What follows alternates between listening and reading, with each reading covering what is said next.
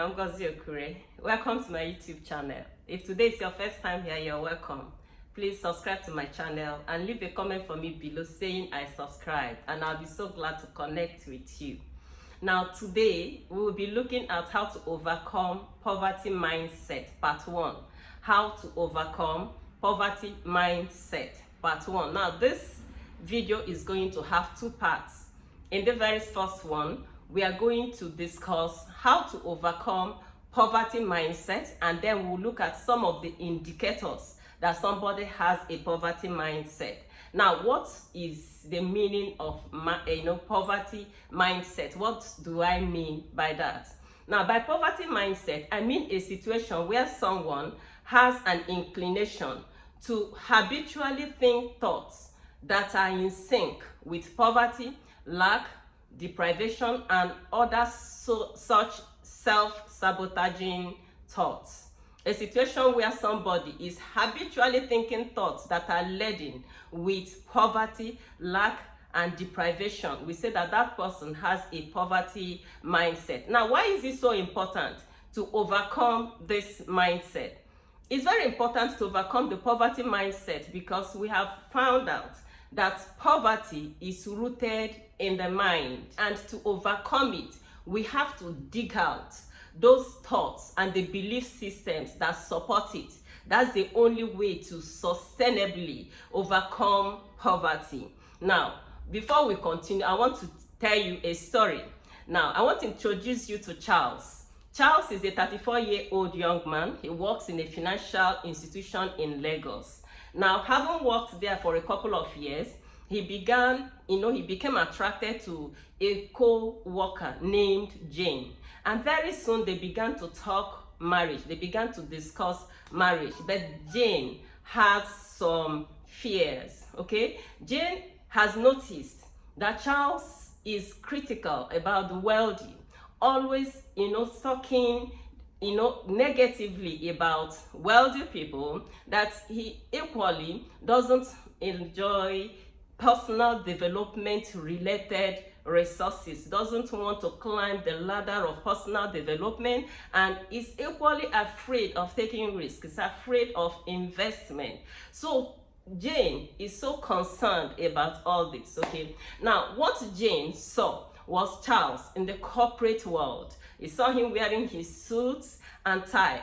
But she didn't know was that Charles was raised together with 6 of his siblings in one room somewhere at the outskirts of Lagos by a mother who was a petty trader and a father who was a bus driver. Now, in their home, such words as "we can't afford it" and "we don't have money," the home environment was always filled with poverty-laden words. Now, as a child, between the ages of 1 and 7 years, his subconscious mind was wide open, and as a sponge, he soaked in all those negative words, okay? By the time he was 7, his mind was set. He had enough negative files, enough negative money files stored in his subconscious mind. Thank God that the poverty didn't hinder him from going to the university, because some relations came to their help because he was so brilliant. Okay, so Jane saw Charles in the office, but didn't see the invisible part of him that were responsible for some of those things that she's concerned about. Okay, one of my favorite authors is T. Eker. She has a quote that I believe that Jane should hear. Now, T. Eker says, now to change the fruits, you will first have to change the roots. And if you want to change the visible, you must first change the invisible. Okay.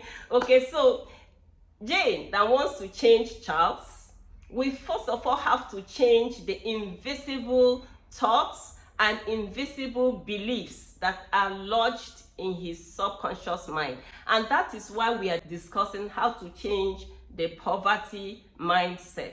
And the beautiful thing is that, the interesting thing is that there are so many people who fit into the fictitious story I have just told. There are so many people who are like Charles, who are raised in poverty, who have their subconscious minds, laden with poverty thoughts and poverty beliefs, okay? And that's why we are discussing how to change the poverty mindset.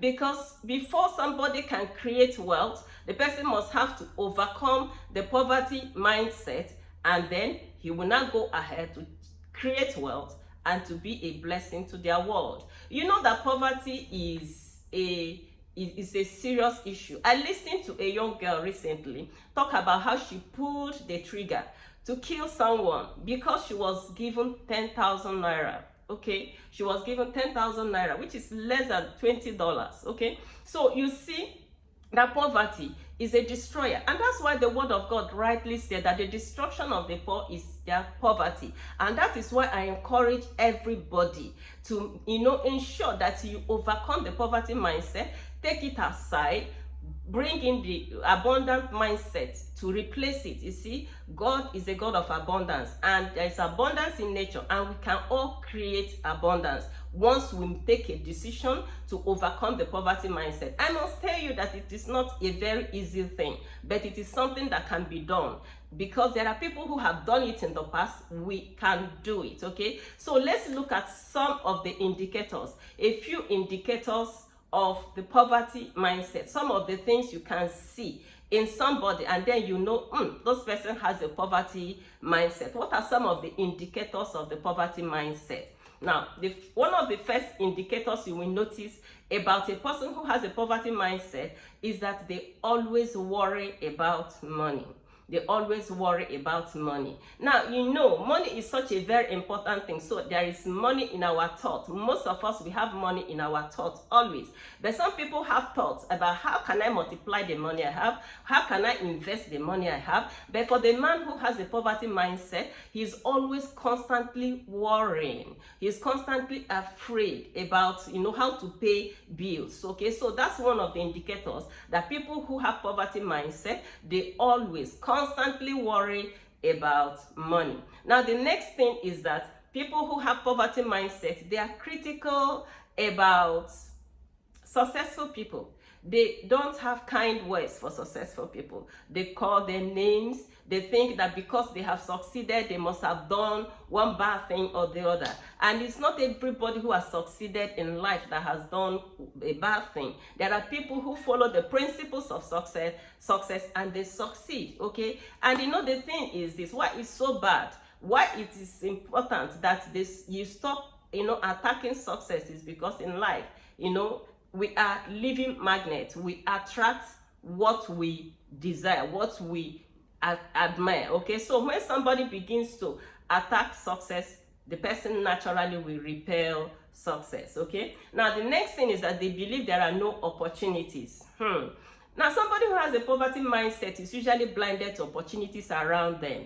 They will rather be thinking, if only I can go to Canada, if only I can go to US, there are a lot of opportunities there, but the opportunities that are under their feet, they hardly see them. Now, the next one is that they think small thoughts. They think small thoughts. While you're thinking about big things to do, big ideas, they are thinking small thoughts, okay? And of course, that as a man thinks in his heart, so is he, says the word of God. So when they think small thoughts, they attract smallness to themselves. Now, another thing is that they're afraid of taking risk.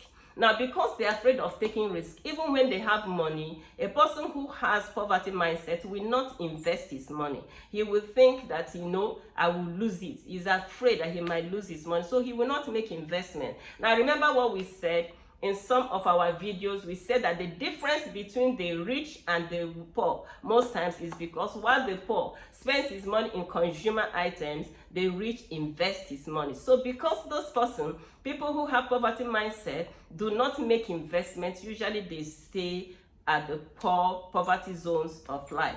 Now, they believe that success is by luck. They believe that success is by luck. And the thing I have equally said in some of our videos, I think I encourage you to find some of our videos. We really have a lot of beautiful resources that can, help you to build wealth, okay? So in one of our videos, we said that success leaves tracks. Success leaves tracks. So if you do what some other people in the past did to succeed, you will equally succeed. So because a man who has poverty mindset thinks that poverty is by luck, they don't like mentorship, and they don't like to go to the wealthy to ask them what they did to succeed, so that they too can equally succeed. Okay, now they believe they are victims of people's decisions. Okay, this is another thing about people who have poverty mindset. They think they are victims of other people's decisions. You hear them say, it's my brother's fault. If my brother had done this for me, if the government had done that, if this person had done that, they completely excuse themselves from the blames of their, stranded situation. Rather, they want to say it is my brother that didn't do this, it's my mother that didn't do that, and all that. Okay, so they think they are victims of people's decisions, and they constantly look for cheap options. They constantly look for cheap options. Of course, not too long ago I discussed frugality, and we say it's possible, it's important to be frugal. But the difference here is that people who have poverty mindset, they always look for cheap options, even when it pains. Even when it is painful. The person that has a poverty mindset can live, here and trek for 3 kilometers to go and buy something, just to buy something cheaper by maybe $5 or $2. Okay, so he can trek for a long time, or can be looking for accommodation, and he will leave town. He will leave the town and go to a remote part of town to go and pick accommodation. He won't consider the pains, the hardships and the difficulties associated with living in that part of town. All he is concerned about is that accommodation is cheaper. So they like cheap options even when it's painful. Now, they constantly look for cheap options. They love self-pity. Yes, people who have poverty mindsets, they always love self-pity. You hear them say, "Ben, it's not for people like us. This is not for people like us." They always think cheap. They think that everybody should pity them, and they do not take personal development seriously. And this is a very huge one. People who have poverty mindset, they will not want to read. They will rather want to entertain their minds. They are not proactive. They don't take the giant stride, and they don't take personal development seriously. And of course, according to Jim Rohn says that income seldom exceeds personal development. Now, because they do not take their personal development very seriously, they end up being small. They end up being in their stranded position for a long time. They end up giving poverty an opportunity to reign in their lives. Okay, and that is very bad. Everybody should aspire to overcome poverty, because poverty does not mean good for anybody. Poverty is a destroyer, as we saw earlier, that the destruction of the poor is their poverty. So do everything within your power to overcome poverty mindset. In the next video that will be coming up in 2 days from now, I will upload the practical steps that we will take to overcome poverty mindset, so that we can go ahead and create wealth to bless our world. Thank you so much for being a part of this beautiful video. I want you to subscribe to my channel if you've not done so. I want you to give me a thumbs up. I want you to tell me what you think about poverty mindset in the comment section. Okay, remember also to put on the bell notification, so that you'll be notified when I upload the next video and the next and the next. Okay, so I want to encourage you also to look at the description box for the link to my authors page in Amazon. I usually leave the link to my authors page, because there I have a lot of beautiful books that will help you, books that are very, very reader friendly, books that are very interesting, that will help you in your journey towards wealth creation. Once again, I want to say thank you so much. I look forward to seeing you in the next video. Until I come your way next time, keep thriving.